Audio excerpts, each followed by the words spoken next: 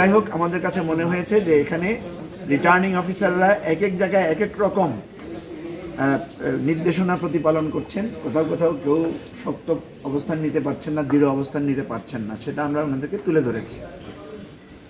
এরপরে আমরা কয়েকটা ঘটনার কথা উল্লেখ করেছি। আপনারা জানেন যে বরিশালে ব্যারিস্টার ফুয়াদ আমাদের সেক্রেটারি, তার আসনে এর আগেও তার উপরে আক্রমণ করা হয়েছিল। গতকালকেও আমরা দেখেছি যে তার নির্বাচনী আসনে প্রচার প্রচারণায় বাধা দেওয়া হয়েছে, হামলা করা হয়েছে। স্থানীয়ভাবে এই সমস্ত বিষয়ে প্রতিবাদ জানানো হয়েছে, কিন্তু এখন পর্যন্ত কারো বিরুদ্ধে কোনো ব্যবস্থা গ্রহণ করা হয়নি। আমার নির্বাচনী এলাকা ফেনীতে ছাগলনাইয়ায় আপনারা দেখেছেন যে সেখানে প্রচার প্রচারণার সময় প্রতিদ্বন্দ্বী প্রার্থীর উপরে বিএনপির সমর্থকরা হামলা করেছে, সেখানেও অভিযোগ দেওয়া হয়েছে, এখন পর্যন্ত কোনো ব্যবস্থা গ্রহণ করা হয়নি। এভাবে প্রতিদিনই বিভিন্ন জায়গায় আমরা দেখছি যে নানা রকম ঘটনা ঘটছে। নির্বাচন উপলক্ষে নানা রকম উত্তেজনাকর পরিস্থিতি থাকতেই পারে, কিন্তু কথা হচ্ছে প্রশাসন কেন দৃঢ় এবং শক্ত অবস্থান নেবেন না, যেখানে তারা বলছেন যে 3 স্তরের নিরাপত্তা, নানা ধরনের কমিটি, নানা ধরনের অবজারভেশন রাখা হয়েছে।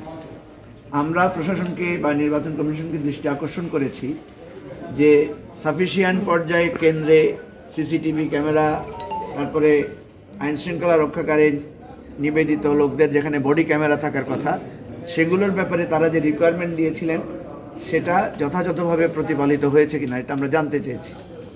তো ওনাদের কথায় মনে হয়েছে ওনারা এই কাজগুলো স্বরাষ্ট্র মন্ত্রণালয় সহ বিভিন্ন মন্ত্রণালয়ের উপরে নির্ভর করছেন। তো সেক্ষেত্রেও আমাদের কাছে মনে হয়েছে একটা লুপহোলস আছে, এটা একটা সুষ্ঠু নির্বাচনের জন্য, জবাবদিহিতামূলক নির্বাচনের জন্য অন্তরায় হতে পারে।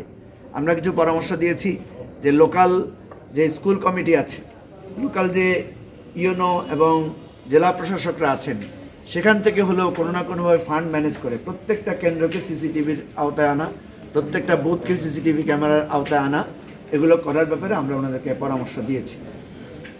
এর বাইরে আমরা যে আশঙ্কাটা করছি, কয়েকটা কথা আমরা ওনাদেরকে বলেছি।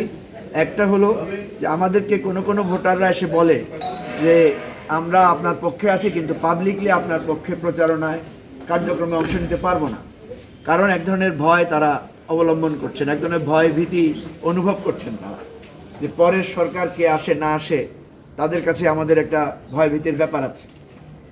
প্রিজাইডিং অফিসার, দেন অ্যাডমিনিস্ট্রেশন, দেন পুলিশ কর্তৃপক্ষ সহ বিভিন্ন ক্ষেত্রে আমরা এর প্রভাবটা দেখতে পাচ্ছি।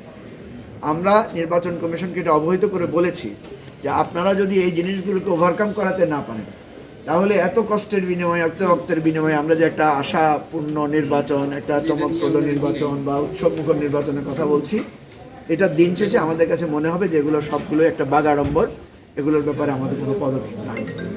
আরেকটি বিষয় আমরা দৃষ্টি আকর্ষণ করেছি, বিভিন্ন জায়গায় আমরা প্রার্থীদের দামি প্রার্থী ব্যবহারের প্রবণতা লক্ষ্য করছি। তার মানে কি? তার মানে কোনো কোনো প্রার্থীরা এখানে ইলেকশন ম্যানিপুলেশনের যেই ধরনের প্রাচীন ধারা ছিল সেই ধারাগুলো তারা রাখতে চাচ্ছেন।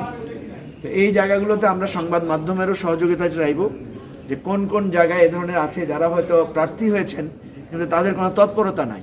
এই বিষয়গুলো আপনারা লক্ষ্য রাখবেন। আমরা ওনাদেরকে বলেছি, মাননীয় সচিব মহোদয় উনি কিন্তু এটা নোট করেছেন এবং আমাদেরকে বলেছেন যে কোনো বিষয় স্থানীয় কমিটিকে এবং ওনাদেরকে জানানোর জন্য। তো আমরা যেটা বারবার বলতে চাই যে এত রক্তের বিনিময়ে, এত কিছুর বিনিময়ে আমরা যেই নির্বাচনটা করতে যাচ্ছি, আমাকে আজকে এখানে আসতে হয়েছে, আমার নির্বাচনী প্রচার প্রচারণা একদিন স্থগিত রেখে আমাকে এখানে আসতে হয়েছে। এখানে